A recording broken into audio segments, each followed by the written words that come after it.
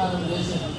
అంత గొప్ప స్ఫూర్తి ప్రదాత అయిన తెలంగాణ రాష్ట్రాన్ని ఇచ్చిన శ్రీమతి సోనియా గాంధీ గారి భర్త, శ్రీమతి ఇందిరాగాంధీ గారి పుత్రుడు, పండిత్ జవహర్లాల్ నెహ్రూ గారి మనవడు, ఈ దేశ ప్రధానమంత్రి రాజీవ్ గాంధీ గారి విగ్రహాన్ని సచివాలయం ముందు పెట్టి కొంతమంది సన్నాసుల విగ్రహాన్ని తొలగిస్తామని ఈరోజు మాట్లాడుతున్నారు. అధికారం పోయినా బల్బు మాత్రం తగ్గలేదు. నీ బల్బు అందజేసే బాధ్యత ఇక్కడ ఉన్న మా కాంగ్రెస్ పార్టీ కార్యకర్తలు తీసుకుంటారని చెప్పి ఈ టీఆర్ఎస్ సన్నాసులకు నేను చెప్పదలుచుకున్నాను.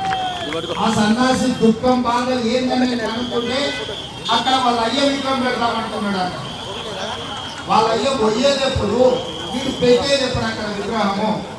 ఈ దేశానికి స్వతంత్రం తెచ్చిన కుటుంబము, ఈ దేశం కోసం 2 తరాలు ప్రాణాలు ఇచ్చిన కుటుంబము, ఈ తెలంగాణ రాష్ట్రాన్ని ఏర్పాటు చేసిన కుటుంబము సచివాలయం ముందు కోట్లాది ప్రజలకు స్ఫూర్తిగా అమరవీరుల స్తూపం పక్కన ఈ దేశం కోసం అమరుడైన శ్రీ రాజీవ్ గాంధీ గారి విగ్రహం పెట్టడం సముచితం. అంతేగాని ఉద్యమం ముసుగులో తెలంగాణ రాష్ట్రాన్ని దోసుకొని వేలాది కోట్ల రూపాయలు సంపాదించుకొని వందలాది ఎకరాల బామోదులు కట్టుకొని తాగుబోతు సన్నాసాల విగ్రహం ఒకవేళ సచివాలయం ముక్కలు పెడితే ఈ పిల్లలకు ఎవరిని ఆదర్శంగా చూపిస్తారు? పొద్దున్నే రాత్రి వరకు తాగి పాములుగా పొరులాడే కేసీఆర్ విగ్రహం ఉండాలన్నా ఇక్కడ సచివాలయం ఉండాలా?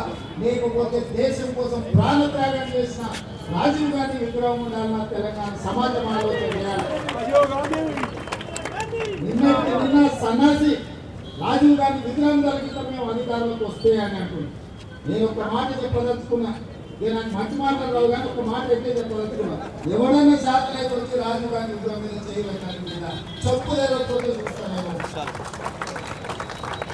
ఈ అయ్య విగ్రహం కోసం దేశం కోసం ప్రాణాలు ఇచ్చిన రాజీవ్ గాంధీ విగ్రహాన్ని తీసుకోవాలి. నీకు అధికారం అనేది కళలో మాట, కళలో కూడా నీకు అధికారం రాదు.